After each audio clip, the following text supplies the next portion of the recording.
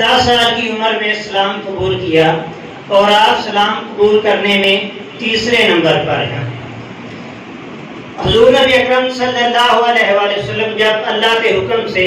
مکہ سے مدینہ کی طرف ہجرت کر کے جانے لگے تو آپ نے حضرت علی رضی اللہ تعالیٰ عنہ کو فرمایا کہ اے علی تم میرے بستر پر لیٹ جاؤ اور یہ لوگوں کی امانتیں ہیں، صبح لوگوں کے حوالے کر کے تم بھی مدینہ تشریف لے آنا۔ حضرت علی رضی اللہ تعالیٰ عنہ حضور نبی اکرم صلی اللہ علیہ وآلہ وسلم کے حکم کے مطابق حضور نبی اکرم صلی اللہ علیہ وآلہ وسلم کے بستر پر آرام فرما ہوئے اور اطراف میں دشمن ہیں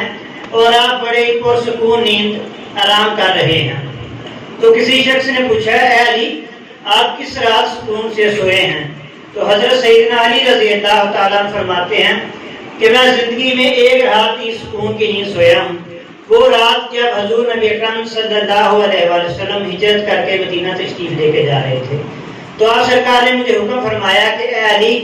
تم میرے بستر پر لیٹ جاؤ اور صبح لوگوں کو یہ امانتیں واپس کر کے مدینہ تشریف لے۔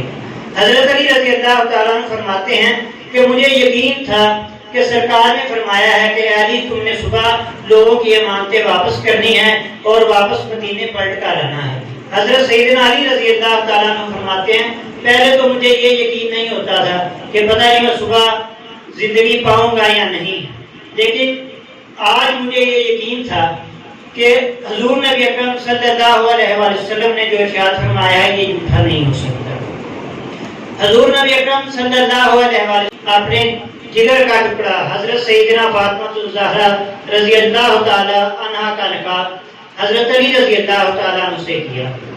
حضرت علی رضی اللہ تعالیٰ عنہ کے بارے میں حضور نبی اکرم صلی اللہ علیہ وآلہ وسلم نے ارشاد فرمایا کہ علی کے چہرے کو دیکھنا بھی عبادت ہے، علی کا ذکر کرنا بھی عبادت ہے۔ حضور نبی اکرم صلی اللہ علیہ وآلہ وسلم نے ایک اور روایت میں ارشاد فرمایا کہ علی جس کا میں مولا اس کا علی مولا۔ حضور نبی اکرم صلی اللہ علیہ وآلہ وسلم نے ارشاد فرمایا اے علی تمہارے معاملے میں دو طرح کے لوگ ہوں گے، جس طرح حضرت عیسیٰ علیہ السلام کے معاملے میں دو طرح کے لوگ ہیں کہ ایک وہ جنہوں نے اس قدر آپ کی محبت میں غلو کیا کہ آپ کو وہ مانا جس سے شریعت نے منع کیا، اور ایک وہ لوگ جو آپ کے بغض میں اس قدر مبتلا ہوئے کہ آپ کی وہ جو عزت اور عظمت تھی اس کو بھول گئے۔ تو حضرت علی رضی اللہ تعالیٰ عنہ کا مقام و مرتبہ عرفہ و اعلیٰ ہے، میں کیا کوئی بھی حضرت علی رضی اللہ تعالیٰ عنہ کی